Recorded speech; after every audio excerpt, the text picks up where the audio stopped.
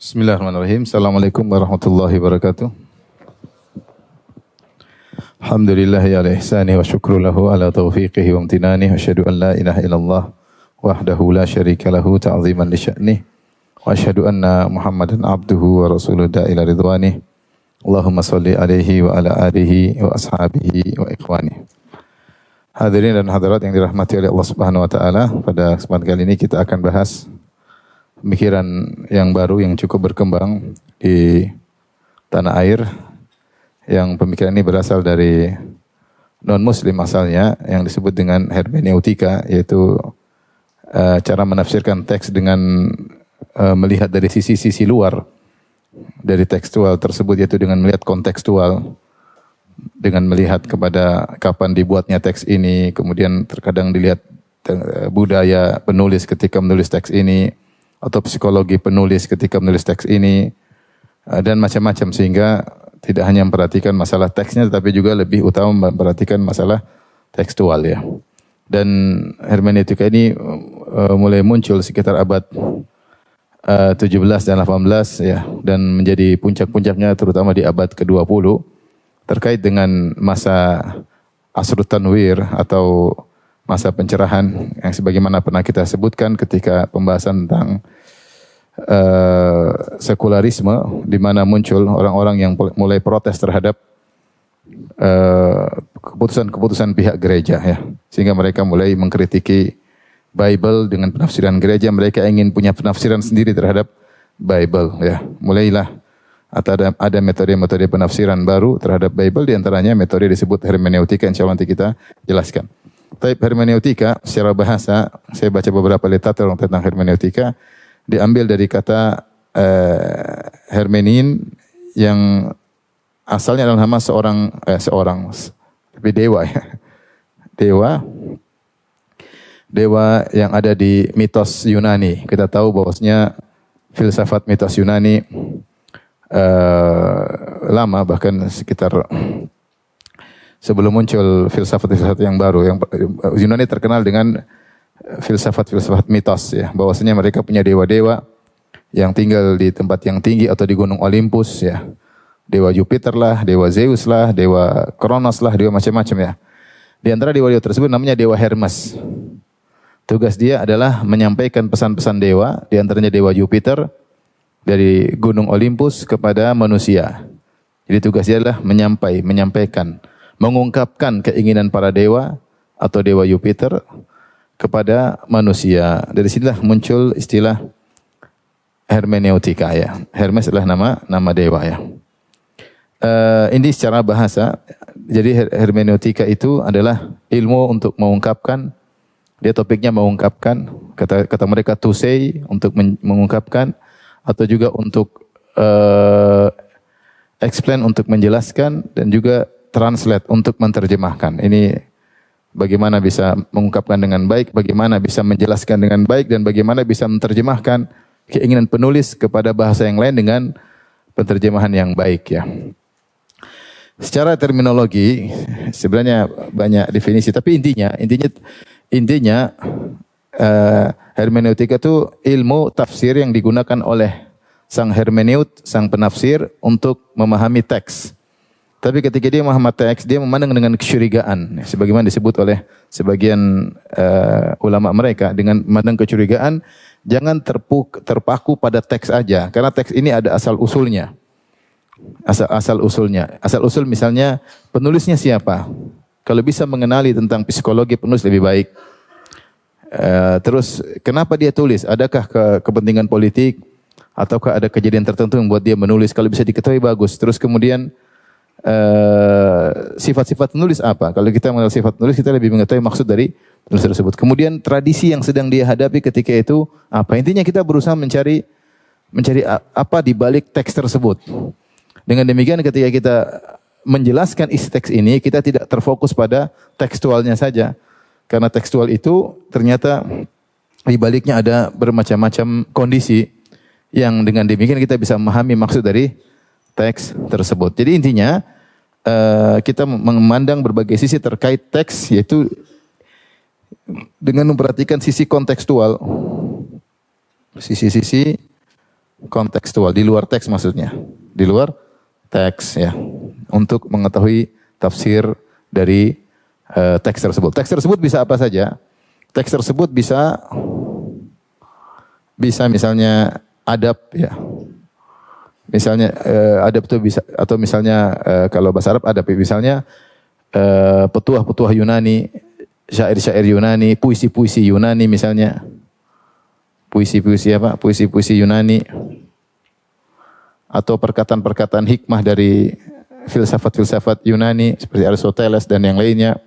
Ini contoh yang bisa dijadikan. Atau misalnya manuskrip prasasti atau yang lainnya, manuskrip sejarah. Ya, kita ada teks sejarah, kita ingin tahu ya, apa ini sejarah ini maksudnya apa, siapa penulisnya. Karena belum tentu benar, karena kata orang sejarah itu sesuai dengan sang penulis, belum tentu sesuai dengan apa hakikat. Maka kita harus mencurigai ada teks sejarah prasasti, belum tentu seperti itu ya. Maka harus ada kecurigaan. Kemudian juga ternyata digunakan untuk misalnya kitab suci. Kitab suci dalam hal ini Bible. Kemudian Al-Qur'an ini jadi masalah ya. Al-Qur'an ini jadi masalah, digunakan untuk memahami Al-Qur'an dengan tidak tekstual tapi dengan tafsir apa kontekstual. Jadi intinya hermeneutika itu ilmu untuk mengungkapkan, untuk memahami, untuk menjelaskan, untuk mentranslate misalnya, ya ini namanya hermeneutika dengan pemahaman yang benar. Tapi caranya tadi dengan melihat sisi-sisi di balik teks tersebut. Paham? Paham atau tidak? Paham ya? Adapun sejarah hermeneutika, Aristoteles sendiri punya buku judulnya Perihermeneis. Perihermeneis. Dia menulis buku ini dan buku ini diterjemahkan. Diterjemahkan dalam bahasa Inggris, judulnya On Interpretation. Dalam bahasa Latin sebelumnya juga De Interpretation. Ya. Ini diterjemahkan dalam bahasa Arab Al-Ibarah. Dan ada di internet ada. Di antaranya ringkasan buku ini yang meringkas banyak. Di antara yang meringkas adalah Al-Farabi. Yang meringkas adalah Ibnu Rushd. Dan saya sudah download bukunya Al-Ibarah, ringkasan Al-Ibarah yang diringkas oleh Ibnu Rushd, ahli filsuf terkenal, penulis buku Bidatul Mujtahid wa Nihayatul Muqtasid. Mazhab Maliki, namun dia tenggelam dalam ilmu filsafat sehingga dia ditahdzir, intinya bermasalah gara-gara dia mendalami ilmu filsafat. Dia intinya bahasa Arab Perihermeneis maknanya adalah al-ibarah. Di terjemahan bahasa Arab namanya apa? Al-ibarah. Bahkan ada syarah, tapi saya belum download syarah Ibnu Sina terhadap kitab ini Al-Ibarah. Jadi buku Aristoteles ini diterjemahkan bahasa Arab kemudian di syarah. Banyak mengatakan bahwasanya yang menerjemahkan namanya Ishaq bin Hanin atau bin Hunain, dia yang menerjemahkan. Dari terjemahan itulah diambil oleh Al-Farabi, diambil oleh Ibnu Sina dan diambil juga oleh Ibnu Rushd. Tapi bukunya ada. Bukunya ada. Nah, tapi kalau kita perhatikan meskipun judulnya, buku tersebut judulnya ini Perihermeneis ya, benar-benar menggunakan kata hermeneutika. Tapi kalau kita buka bukunya Aristoteles ternyata bukan seperti hermeneutika secara terminologi, secara istilah. Ternyata dia hanya membahas tentang cara pengungkapan, seperti dia bahas nouns itu apa, verb itu apa. Kalau bahasa Arab, apa itu kalimah, sentence itu apa itu ism, apa itu fi'il, kemudian kata-kata itu bisa jadi makna-makna itu apa. Ada makna kulli, ada makna juz'i, ada makna syakhsi. Jadi bukan metode hermeneutika yang sebagaimana kita, tapi makna lafal-lafal kata-kata dan bagaimana fungsi pengungkapan kata-kata tersebut. Ini untuk ini. Ada makna kulli, ada makna juz'i. Bukan seperti hermeneutika yang dipahami sekarang sebagai suatu ilmu. Faham? Jadi jangan bilang bahwasanya hermeneutika berasal dari Aristoteles. Kebetulan saja bukunya judulnya Perihermeneis. Tapi apa yang dia tungkapkan dalam buku tersebut tidak ada kaitannya dengan hermeneutika. Ya, bahkan seperti ilmu mantik, metode berpikir. Itu bukan terhadap teks, bukan kontekstual. Dia tidak berbicara tentang apa kontekstual, tapi dia bicara tentang teks-teks itu terdiri atas huruf, kata kerja, kata benda, Kadang maknanya kulli, kadang maknanya juz'i, kadang maknanya universal, kadang maknanya parsial, seperti itu. Seperti itu. Antum bisa download, bisa baca sendiri ya. Saya tadi sempat lihat, saya baca-baca sedikit. Jadi tidak ada kaitannya dengan hermeneutika yang kita pahami. Makanya diterjemahkan dalam bahasa Arab, hermeneutika itu al-ibarah, ungkapan. Al-ibarah artinya apa? Ungkapan. Sebenarnya diterjemah dalam bahasa Inggris on interpretation. Ya. Jadi ungkapan bukan tekstual atau kontekstual. Tidak ada kaitannya dengan kontekstual. Berbeda dengan makna hermeneutika secara istilah terminologi sekarang adalah menafsirkan dengan memperhatikan sisi kontekstual. Paham? Baik.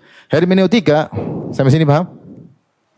Hermeneutika baru mulai berkembang sesuai dengan yang dipahami sekarang di tangan orang-orang non-muslim, orang Nasara, dipelopori oleh seorang namanya Friedrich, apa bacanya ini? Schleiermacher. Saya nggak tahu bacanya, tapi saya tulisnya susah ya. Ya. Tapi kalau Friedrich gampang ya. Friedrich Schleiermacher yang dikenal dijuluki sebagai bapak hermeneutika. Bapak hermeneutika modern ya. Bapak hermeneutika modern ya. Kalau di Indonesia bapak hermeneutika katanya namanya Amin Abdullah. Amin Abdullah. Kalau di bapak hermeneutika pertama modern namanya Friedrich Schumacher. Friedrich apa? Schleiermacher ya. Schleiermacher mungkin Schleiermacher ya. Saya tahu ini orang apa. Yes, mungkin. Hah? Orang Jerman ya? Jerman ya? Bacanya bagaimana? Hah? Schleiermacher. Ah, itu. Friedrich Schleiermacher. Ya. Friedrich Schleiermacher ya. Baik. Dia mulai berbicara tentang Bible untuk menghermeneutika Bible. Kenapa Bible perlu dihermeneutika? Karena Bible bermasalah ya. Diperhatikan sini. Bible butuh hermeneutika karena banyak masalah. Masalah pertama, terdapat banyak ayat-ayat kontradiksi. Sana bilang begini, sana bilang ini. Ini bilang gini, bilang gini. Sehingga ini harus dikompromikan dan tidak bisa dikompromikan secara tekstual. Susah.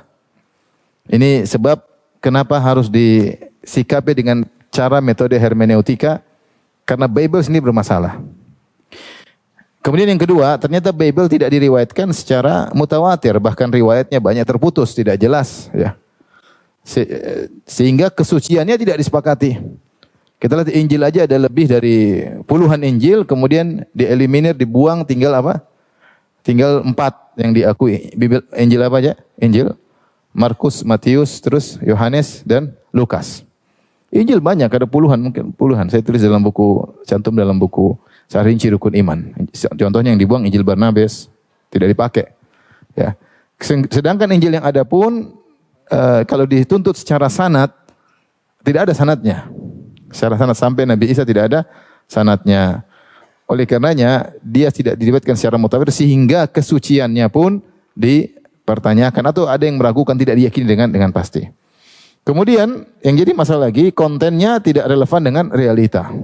Baik secara kehidupan keseharian maupun secara sains. Sebagaimana kita sebutkan waktu kita bahas sekularisme. Paham? Secara sains bermasalah, secara realita juga bermasalah. Oleh karenanya tafsir pihak gereja terhadap Bible ditentang oleh orang-orang Eropa tatkala itu. Ya. Sekitar abad 17, abad 18. Ya. Sehingga terjadi pemberontakan besar-besaran dan selanjutnya ya. Lagi pula kebanyakan teks tersebut manusiawi ya. Makanya Lukas bercerita, saya begini. Telah banyak tulisan tentang Injil tapi saya menulis lagi. Artinya ini tekstual ya. Seperti dalam Taurat, dalam kitab Kejadian, di akhir kitab Kejadian disebutkan maka Musa pun dikuburkan di suatu tempat, tidak ada yang mengetahui tempat tersebut. Ini jelas bukan ayat yang turun kepada Nabi Musa, paham? Tapi orang cerita tentang Nabi Musa. Maka nampak di sini ada kemanusiaan, turun tangan manusia membuat teks tersebut. Dan kita meyakini hal tersebut karena dalam Al-Qur'an disebutkan, "Fawailul lil ladzina yaktubuna al-kitaba bi aydihim tsumma yaquluna hadza min indillahi liyashtaru bihi thamanan qalila. Fawailul lahum mimma katabat aydihim wa yulahum mimma yaksibun." Celaka bagi orang-orang yang menulis Alkitab dengan tangan-tangan mereka. Kemudian mereka berkata dari sisi Allah Subhanahu wa taala. Ya, dan celaka bagi mereka ya atas apa yang mereka tulis dan celaka atas mereka atas apa yang mereka kerjakan. Allah sebut celaka sampai 3 kali. Karena ngarang kitab suci, sehingga nilai kemanusiaan itu sangat ada. Oleh karenanya ini diakui oleh, saya tulis ya, oleh Pope Benedict 16, Pope Baba mungkin, Pope itu Baba mungkin ya, atau apa? Paus Benedict 16 yang disebar dalam jaridah atau koran New York Sun ya. Pada tanggal 17 bulan 1 2006 ya. Dengan judul Pope and the Quran atau Paus dan Al-Quran. Itu dia memahami tentang Al-Quran ya. Itu intinya dia mengatakan bahwasanya Al-Quran itu beda dengan kitab suci kita. Kalau Al-Quran menurut pemahaman orang Islam murni kata-katanya dari Allah. Tidak ada campur baur dengan apa? Manusia. Berbeda dengan kita. Kalau kita Allah mengungkapkan melalui Markus, melalui Matius seperti itu. Jadi ada campur tangan manusia. Saya karena nggak bisa bahasa Inggris, kalau bahasa Inggrisnya saya baca mungkin patah-patah untuk berusaha paham ya. In the Islamic tradition, God has given His word to Muhammad. Jadi yang kasih bahasanya hurufnya siapa? Allah kasih kepada siapa? Muhammad ya. Kemudian dia berkata, but it is an eternal word, it's not Muhammad's word. Ini bukan perkataan siapa? Muhammad. Hingga dia mengatakan intinya, oleh karenanya tidak mungkin untuk bisa there is no possible of adapting it or interpreting it. Tidak mungkin untuk diotak-atik karena sudah dari sananya seperti itu kan. Berbeda dengan Kristen dan Judaism ya, bahwasanya kita bisa mengotak-atik ya. Karena ini bukan karya Tuhan semata ya. Ya. It is not just the word of God, dia bilang gitu. Ya. It is the word of Isa, not just the word of God, but the word of Markus. Jadi Injil itu atau Bible itu bukan cuma kata-kata dari siapa? Allah. Tapi di situ juga ada tercampur dengan kata-kata Nabi Isa dan juga tercampur dengan kata-kata Markus ya. Kata dia berbeda dengan Islam. Berbeda dengan Islam yang meyakini bahwasanya Quran itu kata-katanya cuma dari siapa? Allah. Ini membuat mereka berani untuk hermeneutika karena ini bukan kesuciannya tercampur dengan ada sifat manusiawinya ya. Sehingga dia mengatakan intinya terlebih lagi dalam Injil Masihi ada tafsir kebatinan ya, sehingga memungkinkan untuk Injil beradaptasi dan diterapkan sesuai dengan kondisi-kondisi yang baru. Sehingga di sini harus ada makna kebatinan atau kontekstual agar kita bisa menerapkan Injil dalam kehidupan sehari-hari. Berbeda dengan Al-Quran yang sulit menurut pahaman dia karena benar-benar words-nya, kata-katanya berasal dari siapa? Allah Subhanahu wa taala. Ini pernyataan dia. Dia ngaku di sini memang ada peran manusia dalam Bible maupun dalam Taurat menurut Masihiyin atau menurut Judaisme, menurut Yahudi. Dari sinilah mereka butuh dengan hermeneutika dan mereka terapkan hermeneutika tersebut supaya tafsirnya bisa relevan dengan keperluan mereka dalam kehidupan sehari-hari dan agar bisa mengangkat kontradiktif yang terjadi dalam teks-teks Bible ya. Intinya akhirnya terjadilah tafsir kontekstual atau tafsir hermeneutika karena kebutuhan pihak Kristiani untuk melakukan tafsir tersebut. Jika tidak mereka repot. Taib. Dari situlah muncullah tokoh-tokoh aliran lain hermeneutika. Ternyata hermeneutika beraliran-aliran. Hermeneutika beraliran karena tidak ada kaidah baku untuk cara menafsirkan. Ada orang mungkin hanya fokus pada psikologi penulis. Ada orang ternyata fokus pada politik yang sedang dialami oleh penulis. Ada yang mungkin fokus pada tradisi suku penulis. Ada yang mungkin fokus pada kondisi masyarakat tatkala ditulis teks tersebut. Sehingga banyak sisi yang diperhatikan. Harus lengkapkah sisi tersebut diperhatikan. Sehingga muncullah madhab-madhab. Dalam hermeneutika ini non-muslim ya, non-muslim. Di antaranya pertama madhabnya Friedrich Schleiermacher ya.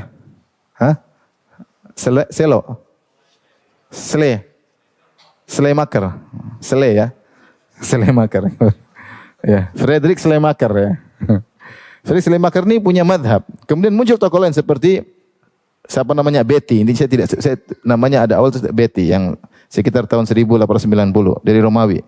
Ada Eric de Hirsch 1928 sampai kapan matinya nggak tahu, dari Amerika. Ada Gadamer 1900 sekian sampai sekian. Ada Dilthey 1911. Ada Heidegger 1976 dan seterusnya dan lain-lain. Ini mazhab-mazhab ada 1, 2, 3, 4, 5 dan mazhab lain masing-masing punya cara pandang berbeda tentang mempraktekkan hermeneutika. Sebagian tokoh filsuf Indonesia ingin menyingkat, kata mereka mazhab ini bisa diklasifikasikan menjadi 3. Yang pertama, hermeneutika sebagai cara memahami teks. Ini mazhabnya Schleiermacher, Dilthey dan Betty. Katanya begitu. Saya tidak pernah baca buku mereka. Ini sekedar saya baca dari kesimpulan makalah-makalah terkait hermeneutika. Kemudian yang kedua, ada yang mengatakan hermeneutika adalah cara memahami suatu pemahaman. Cara memahami, ada orang memahami, kita pahami. Kenapa dia pahami begitu? Kalau pertama memahami apa? Teks. Yang kedua, ini orang paham gini, kenapa dia paham seperti itu? Ini mazhabnya Gadamer dan Heidegger. Lebih antik lagi, hermeneutika digunakan untuk mengkritisi pemahaman. Ini mazhabnya Derrida, Foucault dan lain-lain. Jadi maksud saya hermeneutika ini berbagai macam sudut pandang ya. Dan kalau sudut pandang berbeda mungkin hasilnya juga berbeda. Taib.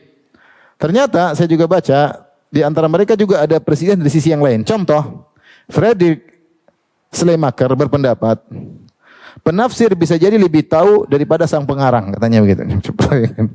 Penafsir terkadang bisa lebih mengerti daripada sang pengarang. Ini secara duniawi. Benar atau tidak? Mungkin.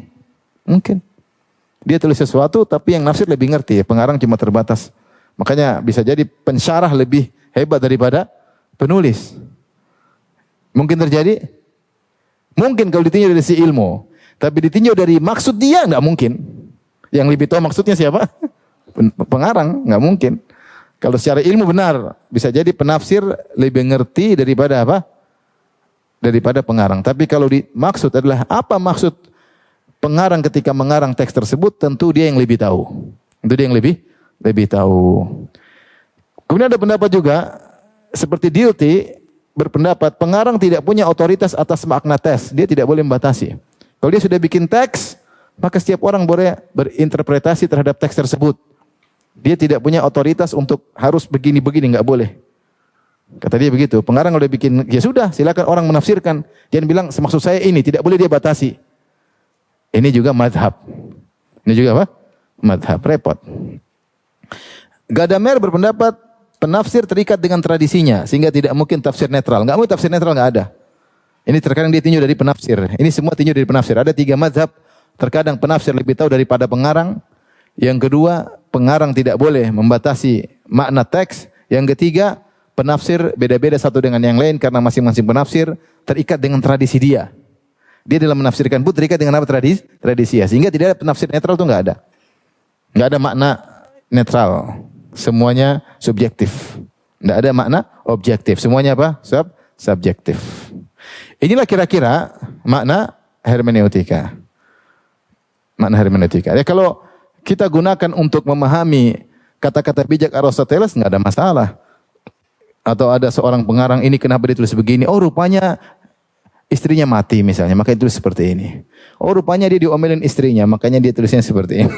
Oh rupanya dia mungkin apa sakit, makanya mungkin. Atau dia ditekan oleh pemerintah tatkala itu sehingga nuansa politik. Kalau tulisan manusia silakan aja, nggak ada masalah. Ini ilmu bermanfaat mungkin. Kalau sisi tulisan manusia melihat apa adab syair-syair yang tertulis atau kata-kata bijaknya Aristoteles, Plato, Plotinus atau Socrates dan Thales dan yang lain-lainnya ya. Atau kemudian misalnya dalam rangka untuk menilai teks-teks manuskrip tentang sejarah, boleh menggunakan ilmu apa? Hermeneutika. Sehingga kita berusaha mengungkap hakikat yang sebenarnya semakin kita tahu sisi-sisi di luar daripada teks tersebut, maka semakin kuat untuk mengetahui maksud dari teks tersebut secara real atau atau secara kenyataan.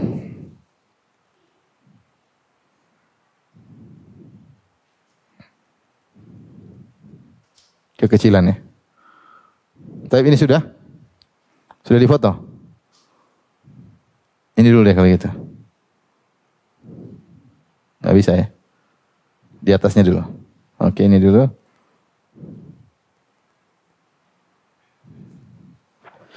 Itu Win.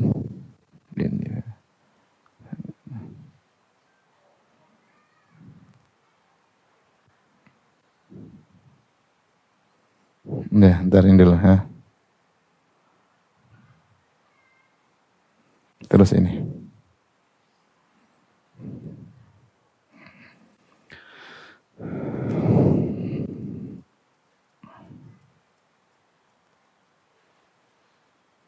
Taib, sekarang kita mencoba melihat makna hermeneutika. Ini kira-kira hermeneutika seperti ini.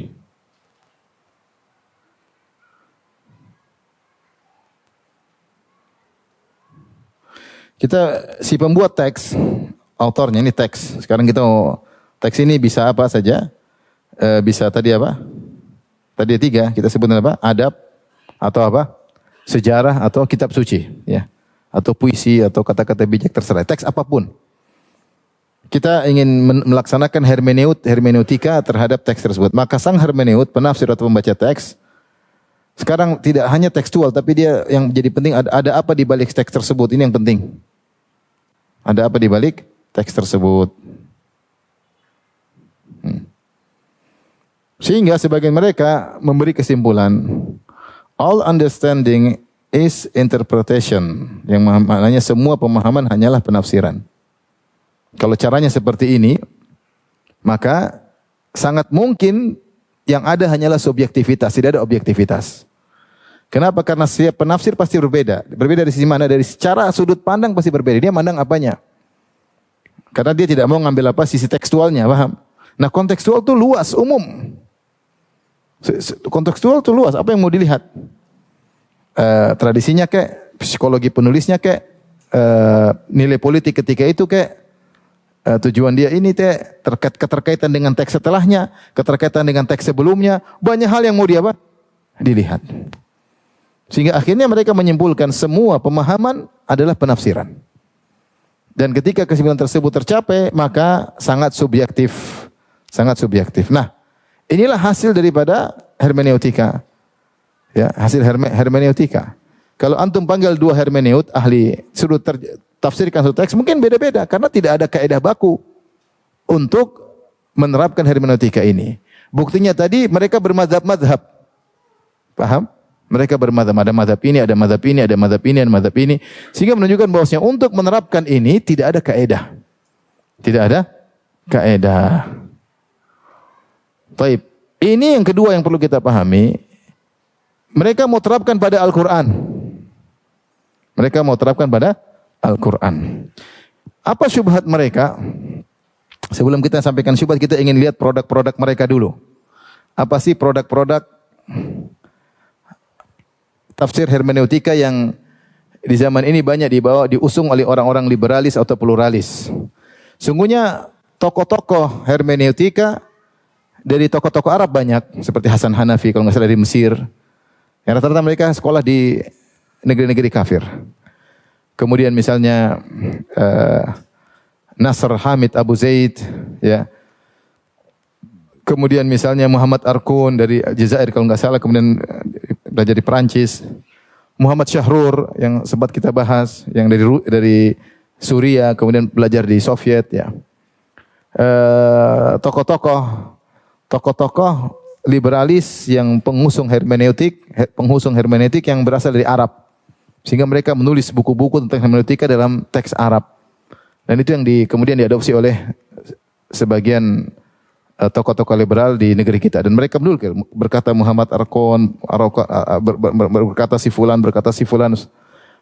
dan si fulan semuanya tokoh-tokoh liberalis Arab. Taib. Adapun Indonesia jelas, Nur Khalis Majid misalnya yang sudah meninggal. Kemudian misalnya Komarudin Hidayat yang punya buku memahami bahasa agama.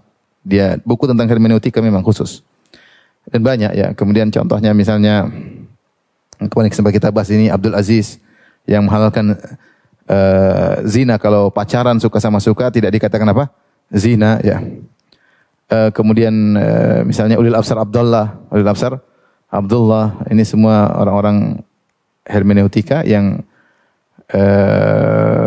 punya produk-produk fatwa dengan menyampaikan hermeneutika. Taib. Di antara produk-produk fatwa mereka contohnya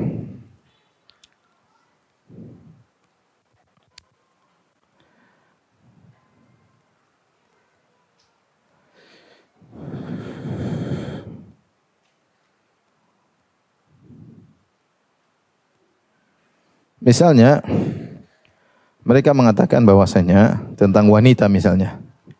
Tulis ini produk-produk fatwa mereka. Semuanya pemahaman liberal ya, produk-produk fatwa hermeneutika. Misalnya terkait dengan wanita, bahwasanya saya bacakan daripada salah.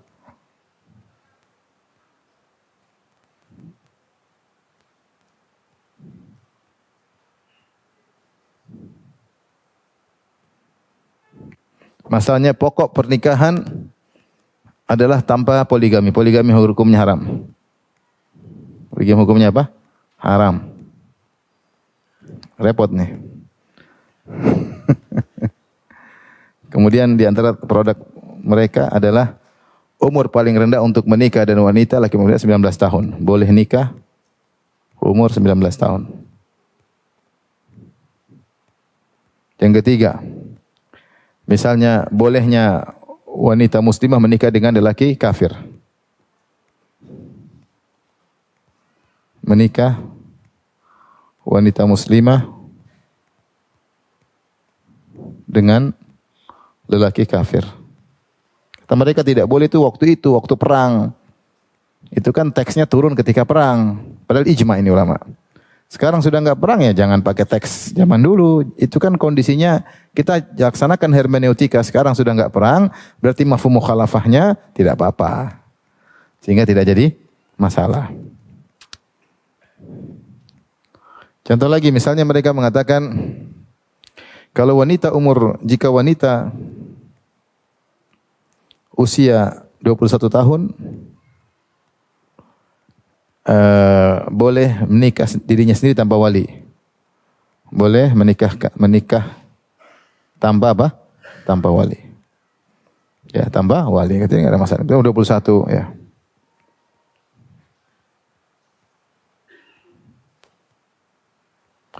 Kemudian ijab qabul boleh dari laki-laki ke perempuan, boleh perempuan ke laki-laki ya. Kalau tidak pakai wali, kalau sudah tidak pakai wali, ijab qabul boleh. Boleh. Laki ke wanita atau wanita ke laki. Ya. Maksudnya apa? Wanita boleh bilang saya terima nikahmu. Paham? Saya qabil tu nikah haka. Boleh wanita bilang gitu. Saya terima apa? Nikahmu. Kita kan kebanyakannya lelaki menerima nikah dari wanita. Ya. Qabil tu nikah haha. Aku terima nikahnya. Sekarang balik wanita boleh. Saya terima apa? Nikahmu wahai sang pemuda. Kemudian yang keenam di antara terkait wanita ya. Talak bukan cuma wanita boleh mentalak. Wanita juga boleh mentalak. Ini repot ini. Kalau Rasulullah mengatakan at-talaq liman akhadha bisak. Yang pegang yang punya hak talak laki-laki yang menikah, laki yang bayar mahar, laki-laki yang cari nafkah, laki-laki yang mentalak. Ini kata mereka wanita juga boleh mentalak. Kalau wanita boleh mentalak, laki-laki bisa ditalak sehari 3 kali. Emosi, saya talak kamu. Yang ada sekarang paling wanita berani, ceraikan aku. Bisa sehari 3 kali ngomong gitu. Karena dia enggak punya hak cerai. Kalau dia punya hak cerai, saya cerai kamu. Dibalik ya. Repot. Kemudian kalau wanita sudah mencerai, menjatuhkan talak, ada masa idah. Masa idah juga berlaku bagi lelaki. Repot ya. Kalau nggak salah disebut 120 hari. Ngeri. Bukan. 130 hari. 130 hari. Lebih banyak daripada sama seperti apa?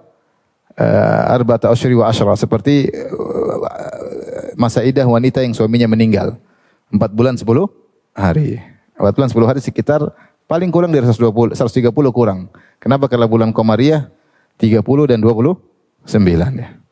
Ya mungkin 128 hari. Laki-laki 130 hari. Laki-laki idah buat apa? Kalau perempuan untuk membersihkan rahim lah apalah. Laki-laki idah buat apa?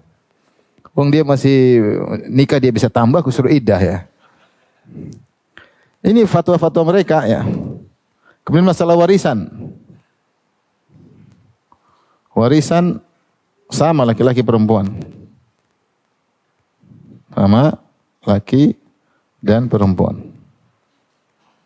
Tapi ini diantara produk fatwa mereka. Kemudian ini semua disebutkan dalam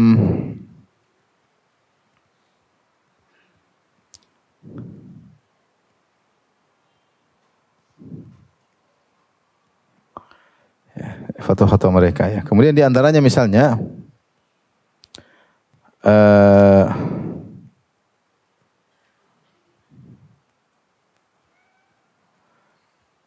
seperti pernyataan Ulil Absar Abdullah bahwasanya di antara produk mereka yaitu kata dia, menurut saya kisah rajam dan lainnya cara menerjemahkan nilai dasar Islam.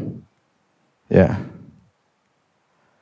Yang perlu kita ikuti adalah nilai esensial yang ada di baliknya ya. Oleh karenanya tidak perlu kisah dan macam-macam. Yang penting keamanan. Yang penting apa? Keamanan. Bisa ada alternatif seperti penjara dan yang lainnya aja. Kita juga menghilangkan nilai-nilai misalnya kearab-araban, misalnya jilbab tidak wajib misalnya. Jilbab, nilai-nilai kearab-araban. Nilai-nilai kearaban. Ini bisa dihilangkan.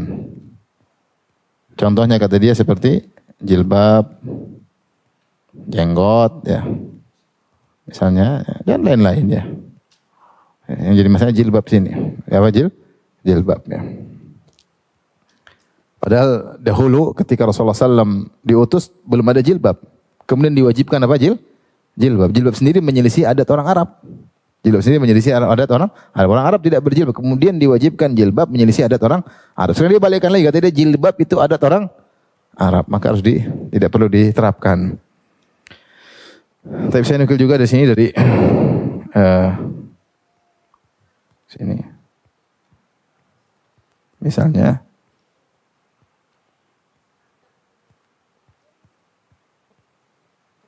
seperti pendapat mereka ya.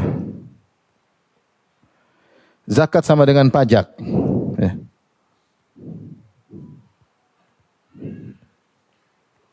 Ini diantara hasil mereka 10. Zakat sama dengan apa? Pajak.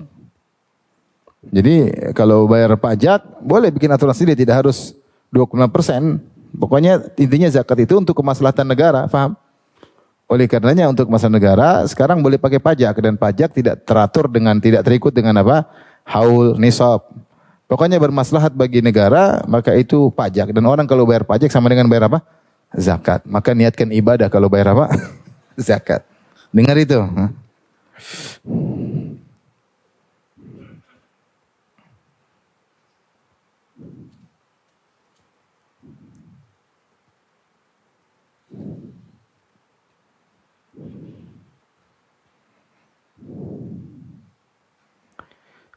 Di antaranya misalnya seperti yang disampaikan oleh Muhammad Syahrur yang 11, bahwasanya yang diikuti oleh Abdul Aziz, sempat kita bantah juga di sini dulu ya, bahwasanya zina atau jima berhubungan intim berhubungan intim dengan pacar yang tidak punya suami, kata dia syaratnya yang tidak punya suami. Maka bukan zina.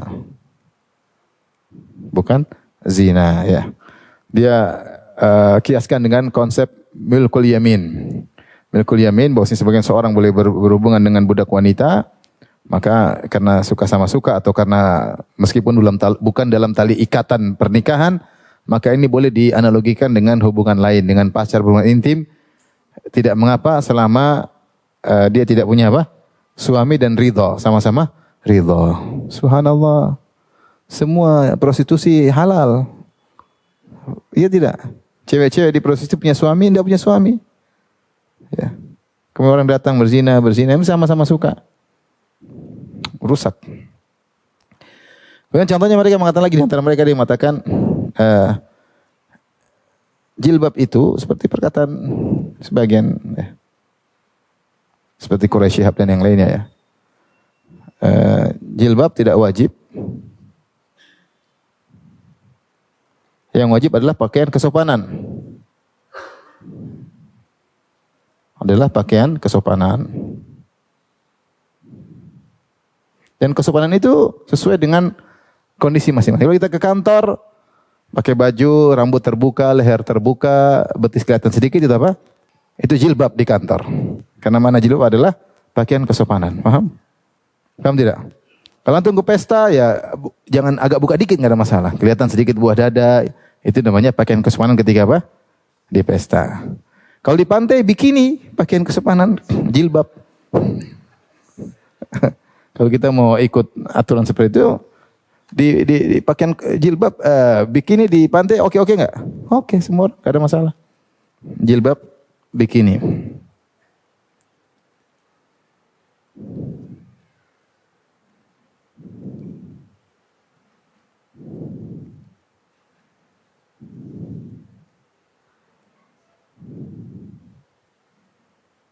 Contohnya juga seperti perkataan sebagian mereka dari Syekh Hasan Hanafi atau siapa ketika ini mengatakan subhanalladzi sakhara subhanalladzi asra bi abdihi lailal masjidil haram ila masjidil aqsa alladzi barakna haulahu linuriyahu min ayatina. Kata dia Isra Mi'raj itu adalah hijrah dari Mekah menuju apa? Madinah.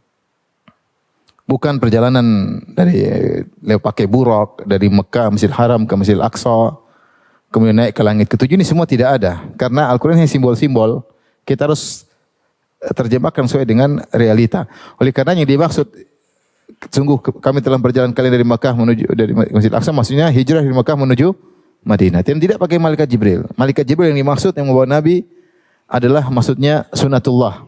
Itu hukum-hukum alam. Hukum-hukum apa? Alam. Akhirnya ada yang protes. Kalau malaikat dibilang hukum-hukum alam, kenapa Allah suruh malaikat sujud kepada manusia? Kata dia maksudnya malaikat sujud kepada manusia, bahwasanya alam itu ditundukkan untuk manusia. Baik, kalau gitu iblis apa? Iblis bukan makhluk, tapi dia adalah menunjukkan manusia tidak bisa mengontrol dirinya. Dia tidak bisa, buktinya dia kemudian lupa diri sehingga dia berzina, sehingga dia apa? Itulah maksudnya apa? Iblis. Ya.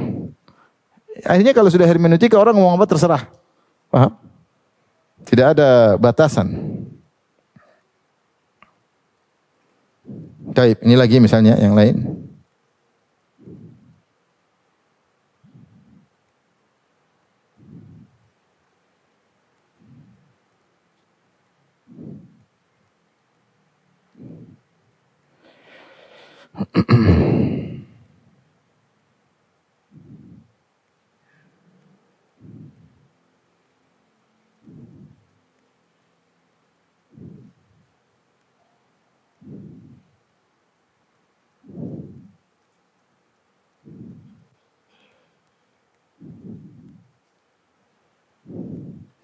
Contoh lagi, mereka mengatakan ayat 12 tadi.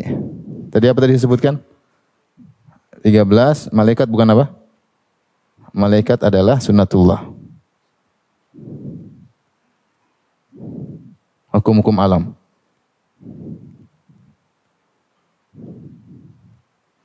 Yang berikutnya kata mereka 14. Contoh kata mereka, ayat yang mansukh bisa diterapkan lagi. Ayat yang mansukh, misalnya riba, boleh diterapkan lagi. Hukum yang maksudnya. Karena kemaslahatan. Dulu riba masih tidak langsung diharamkan. Sampai akhirnya Allah haramkan riba. Kata mereka, riba diharamkan, ada situasi kondisi ketika itu. Sekarang kita butuh riba. Kita butuh riba. Kalau nggak ada riba, nggak berarti halal. Nggak apa, karena semua bisa dirubah sesuai dengan kemaslahatan. Demikian juga khamar. 15. Demikian juga apa? Khamar. Khamar haram atau tidak? Dulu halal atau tidak khamar? Halal dulu. Sebagaimana khamar. Subhanallah. Apalagi yang kurang? Zina udah boleh, khamar udah boleh. Riba udah boleh. Kemudian kata dia juga sebagian mereka mengatakan surat Al-Maidah tentang sariqu wa saghiriqu tafaqatu aydiyahuma. Pencuri laki, pencuri wanita, potonglah tangan mereka berdua. Kata mereka ini dengan syarat ya. Kalau dia benar-benar mencuri dan berulang-ulang. Kalau terus mencuri dan berulang-ulang baru. Kalau sekali dua kali tidak. Memang dia sudah ditegur terus ngulang-ulang baru boleh potong tangan ya. Intinya banyak sekali, belum lagi yang lebih parah dari ini semua bahwasanya semua agama masuk surga, itu yang paling parah. Di 16 semua agama masuk surga. Sudah selesai. Taib. Setelah ini kita akan bahas tentang pola pikir mereka dan syubhat-syubhat mereka dan bagaimana bantahan terhadap mereka.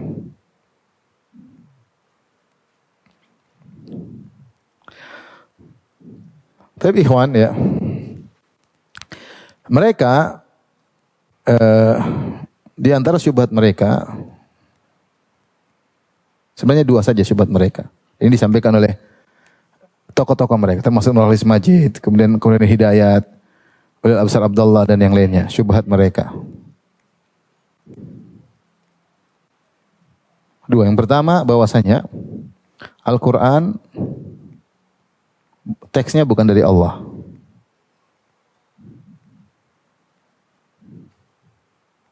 Sehingga Al-Quran adalah intaj syaqafi, yaitu produk budaya. Kenapa teksnya bukan dari Allah? Karena Allah sebagaimana pendapat Ahlul Bidah seperti Kullabiyah dan Asy'ariyah dan Maturidiyah mengatakan bahwasanya Al-Quran itu kalam nafsi. Allah itu punya kalam yang kalam nafsi. Allah bicara tanpa bahasa, tanpa suara. Kata mereka,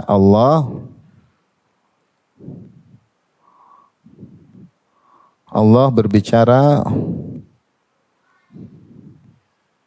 dengan al-kalam an-nafsi. Itu bahasa jiwa. Tanpa huruf, bahasa, tanpa suara. Syubhat mereka banyak. Bagaimana syubhat-syubhatnya orang Asy'ariyah. Ini kita bahas dalam akidah wasithiyah.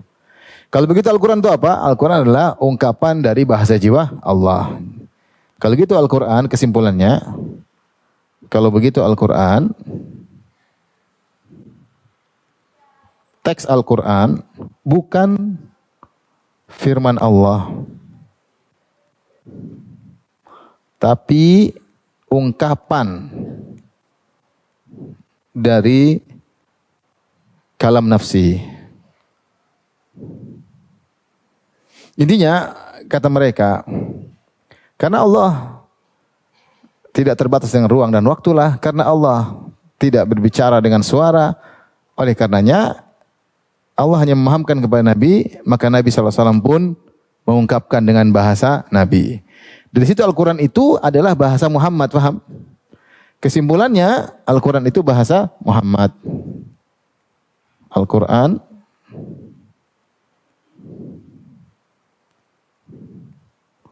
teksnya dari Muhammad. Bayangkan, padahal tadi Paus Benedict tadi mengakui bahwasanya Al-Quran semua kata-kata dari Allah. Ini malah tidak ngerti kalau Al-Quran dari Allah, dari Muhammad. Nah, Muhammad itu sendiri repot. Muhammad ini sendiri, kalau kita lihat secara hermeneutika, ini ada banyak masalah. Dari sisi pertama, orang Arab. Kita tinjau dari sekarang hermeneutika. Gimana cara Muhammad mengungkapkan teks Al-Quran? Jadi teks dari siapa? Muhammad. Maka ini dia pertama, satu, dia orang Arab. Yang kedua, hidup 1400 tahun yang lalu. Paham? Ini masalah. Sehingga semua yang diungkapkan oleh Muhammad terkait dengan 1400 tahun yang lalu dan tradisi Arab. Nah, kalau kita mau ungkapkan Al-Quran dengan tafsir kontekstual untuk zaman kita, jangan ikut makna tekstual, tapi kita cari makna kontekstual. Nah, kata Ulil Absar Abdullah, bagaimana cara kamu mencari makna kontekstual tersebut? Kamu baca Al-Quran, kamu cari apa sih ide pokok Allah? Apa ide pokoknya? Ide pokoknya apa? Kalau kamu sudah dapat ide pokok, maka terapkanlah dalam hukum yang berbeda. Contoh, apa sih? Kenapa penjara? Kenapa dirajam? Kenapa dipotong tangan? Potong tangan orang mencuri untuk keamanan, paham? Kalau bisa dihasilkan keamanan untuk dipraktekkan zaman sekarang yang relevan, sudah nggak usah harus potong tangan. Karena tujuan potong tangan adalah mencari apa? Keamanan. Ini sudah kita serapkan dengan penjara misalnya. Ini contoh. Nah, perlu lagi hukum-hukum hudud. Itu relevan 1400 tahun yang lalu di mana orang-orang Arab, Badui mungkin beginilah di padang pasir, kalau tidak digitukan maka mereka tidak berhenti. Nah, kita untuk Indonesia beda. Sehingga dia mengatakan seandainya Al-Quran turun di tanah Jawa tidak akan begini isinya. Dan ini pertama, sebab ini ketika mengatakan Al-Quran teksnya bukan dari Allah, maka ini menghilangkan kesucian Al-Quran. Paham? Baik, kita lanjutkan. Bagaimana cara membantah yang pertama ini? Mudah, bahwasanya Al-Quran adalah firman Allah Subhanahu wa taala. Allah berfirman kepada Nabi Musa dengan suara yang didengar oleh Nabi Musa, wa kallamallahu Musa taklima. Terjadi dialog. Wa matilka biyaminika ya Musa, apa di tanganmu wahai Musa? Musa menjawab, qala hiya asaya tawakka 'alaiha wa ushbi 'ala ghanami wa liya fiha ma'arib ukhra. Ini tongkatku saya gunakan untuk kata Allah, alqiha ya Musa, lemparkan. Berarti Musa dengar atau tidak? Dengar. Diskusi ini pembahasan panjang kita sudah bahas dalam syarah Aqidah Wasithiyah. Intinya mereka menghilangkan kesucian Al-Quran. Qadasatul Quran mereka hilangkan. Sehingga mereka mengatakan Al-Quran intinya adalah produk budaya. Al-Quran itu adalah produk budaya. Al-Quran produk budaya kerjasama antara Allah plus Muhammad. Allah bagian makna, ide pokok. Kemudian Muhammad bagian apa? Teks. Bagian teksnya. Saya lupa di antara produk mereka adalah homoseksual halal. Homoseksual apa? Halal. Karena mereka mengatakan yang dilarang oleh Allah itu adalah kalau cara mainnya yang enggak benar. Tapi kalau homoseksualnya, lesbinya, oke, enggak ada masalah. Ya. Yang penting mencapai kebahagiaan. Taib. Syubhat yang kedua, karena tekstual, kalau tekstual mau diapain? Mau tafsir terserah. Yang kedua mereka mengatakan, lihatlah Al-Quran antara Allah, teksnya coba kita terapkan hermeneutika. Teksnya apa? Al-Quran. Ya tidak? Autornya siapa? Pengarangnya? Allah, ya enggak? Diterjemahkan oleh siapa? Muhammad. Kata mereka, Allah ilmunya sangat luas. Dan tidak mungkin Allah tuangkan dalam Al-Quran yang penuh keterbatasan. Ini problem pertama. Allah ilmunya gimana mau dituangkan dalam Al-Quran. Bahasa Arab tidak bisa mewakili ilmu Allah. Faham? Yang kedua, kata mereka, Muhammad pun tidak mampu untuk mengungkapkan ide pokok sang pengarang. Karena Muhammad penuh keterbatasan, bagaimana dia bisa mengetahui ide pokok Allah semuanya. Faham? Oleh karena kita boleh mentafsirkan dengan yang cocok dengan kita. Muhammad sendiri belum tentu mampu untuk memahami apa yang disampaikan oleh sang autor, pengarangnya. Faham? Sehingga mereka mengatakan, sudah kalau begitu, jangan terpaku pada tekstual. Bagaimana bantahannya? Bantahannya mudah. Siapa bilang Allah ingin masukkan semua ilmu dalam Al-Quran? Al-Quran itu sebagian kecil dari ilmu siapa? Allah. Allah tidak bermaksud kita untuk memahami semua ilmu Allah, enggak. Wa ma utitu minal ilmi illa qalila. Ya. Walau annama fil ardi min syajaratin aqlamun wal bahru yamudduhu min ba'di sab'atu abhurin ma nafidat kalimatullah. Kalau seandainya seluruh di atas muka bumi ini seluruh pohon jadi pena, dipotong-potong jadi pena, triliun pena. Kemudian tintanya adalah laut ditambah 7 lautan. Untuk menulis firman Allah tidak akan bisa. Al-Quran kan cuma berapa? Cuma kitab kecil ditulis sebentar selesai. Kata Allah kalau seluruh pohon dijadikan pena dan lautan 7 lautan tambah 1 8 lautan. Menjadi tintanya tidak akan selesai mencatat apa? Firman-firman Allah. Jadi memang Allah tidak bermaksud untuk menuangkan seluruh ilmunya dalam apa? Al-Quran. Faham?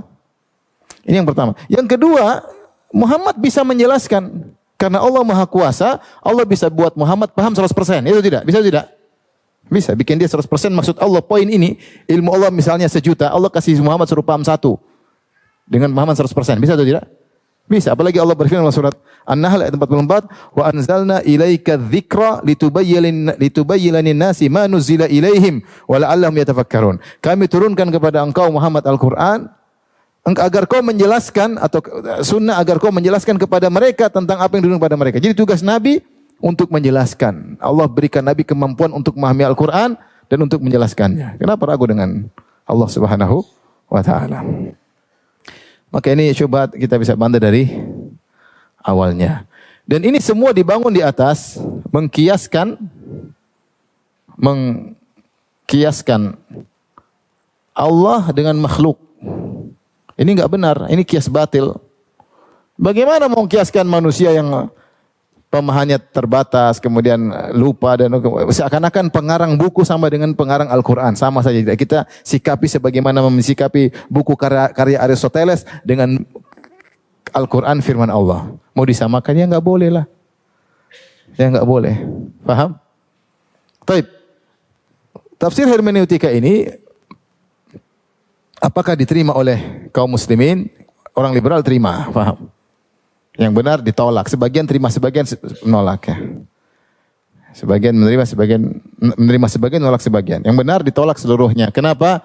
Karena tafsir kita tidak membutuhkan hermeneutika. Perhatikan, tafsir Al-Quran ada beberapa model. 1, 2, 3 ya, secara umum.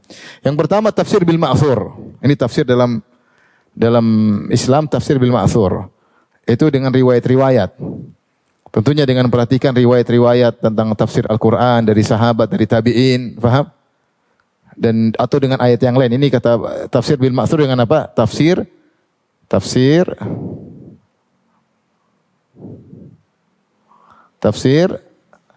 ayat dengan ayat yang lain. Baik, di antaranya apa? Ayat ditafsirkan dengan apa? Hadis, faham? Di antara lagi ayat ditafsirkan dengan apa? Riwayat sahabat atau salaf ya. Ini namanya tafsir bil ma'thur. Paham? Al-Quran ditafsirkan ayat seperti Ibnu Katsir dalam tafsirnya menafsirkan ayat dengan ayat yang lain. Atau dengan hadis-hadis Nabi atau dengan perkataan para sahabat atau perkataan tabi'in atau perkataan para ulama, para salaf yang lebih paham tentang Al-Quran. Paham? Juga diperhatikan tentang asbabun nuzul ya. Asbabun nuzul karena kita asbabun nuzul mengetahui riwayat dengan melihat asbabun nuzulnya, qiraatnya bagaimana? Karena qiraat bisa juga tafsirnya bisa berbeda. Nasikh dan mansukh ini semua adalah tafsir bil ma'thur. Ya, seperti dalam ulumul Quran. Jadi ada ilmu untuk memahami ini semua. Ini oke. Tapi ada namanya tafsir bil ra'yi. Tafsir bil ra'yi ini maksudnya adalah yarji ilal lisan. Tafsirun yarji ilal lisan. Yaitu tafsir yang dibangun di atas murni secara bahasa. Ini juga boleh. Ini juga boleh. Seperti ditinjau dari ma'anil kalimat. Kata ini ternyata bisa mengandung ini selama tidak bertentangan kaidah-kaidah lain. Secara i'rabnya kalau begini maka tafsirnya begini, i'rabnya kalau begini tafsirnya begini. Boleh. Ditinjau dari murni sisi bahasa. Kemudian juga misal balaghahnya begini maka maknanya begini. Dan itu boleh karena Al-Quran dibangun di atas dengan bahasa Arab. Dan ini semua tekstual, bukan kontekstual. Paham? Ini semua tekstual. Dan ini semua baku, semuanya tafsir objektif. Kenapa? Karena ada kaedahnya. Kamu tafsir tidak bukan subjektif, semuanya objektif. Selama tafsir tersebut, selama seorang menafsirkan sesuai dengan kaedah tafsir, maka tafsirnya apa? Objektif, bisa dipertanggungjawabkan, bisa dibantah karena dia objektif. Tapi kalau sudah tafsir model ketiga, tafsir kebatinan, selesai. Ya, kebatinan. Ya. Itsbahu baqarah, potonglah sapi. Maksudnya sapi Aisyah radhiyallahu anha, misalnya repot. Ya. Misalnya Allah Subhanahu wa taala kita sebutkan kata orang Syiah, wa daraballahu mathalan lil ladzina amanu imra'ata fir'aun. Allah beri perumpamaan kepada orang beriman tentang istri Fir'aun. Maksudnya istri Fir'aun maksudnya Ruqayyah, Fir'aunnya maksudnya Utsman. Repot kalau begitu. Ya. Wan najm wal qamar apa gimana aja? Bihusban. Maksudnya apa? Hasan dan Husain. Ya, repot. Tafsir kebatinan repot. Inilah yang dipakai. Ini tidak perlu tafsir apa? Tafsir mistis atau macam-macam ini tidak perlu ya. Kita yang perlu cuma tafsir bil ma'thur, tafsir bil ra'yi sehingga tafsir menjadi objektif. Kalau ini sangat subjektif. Subjektif dan tanpa kaidah. Ya, tafsir perasaan, tafsir kebatinan enggak repot. Tafsirnya qaramitah, puasa maksudnya puasa secara bahasa imsak, menahan, maksudnya menahan rahasia. Haji al-qasdu maksudnya ziaratul masyayikh. Repot. Bagaimana mau tafsir kalau begitu? Oleh karena yang benar tafsir hermeneutika tidak diperlukan. Ngapain kita mengadopsi tafsir orang-orang non muslim yang sibuk menafsirkan Bible mau kita terapkan dalam Al-Quran kitab suci. Atas tabdil alladhi huwa adna apa? Billadhi huwa gimana ayatnya? Atas tabdilna billadhi huwa khair billadhi huwa adna. Mau ganti yang baik dengan yang buruk. Kita punya sumber yang bagus, kita mau adopsi dari orang kafir untuk menafsirkan Al-Quran kita? Enggak ya. Oleh karenanya dari sini kita tahu bahwasanya ini metode hermeneutika atas billadhi huwa adna billadhi huwa khair. Maka ganti yang baik diganti dengan yang buruk tentunya tidak boleh. Maka kita tahu hermeneutika adalah cara yang batil ya. Maka tidak boleh dan ini adalah tafsir yang diagung-agungkan dalam sebagian universitas Islam di tanah air kita. Ya, tidak perlu. Lihat dengan melihat produknya kita sudah tahu ngawur. Apapun produknya, khamr halal, riba halal, zina halal, homoseksual halal, apalagi yang mau dipakai, apalagi yang belum halal. Sini saya tafsirkan, apalagi yang belum halal. Saya bisa tafsirkan jadi halal. Repot. Semuanya subjektif. Taib, wabillahi taufiq wal hidayah. Assalamualaikum warahmatullahi wabarakatuh.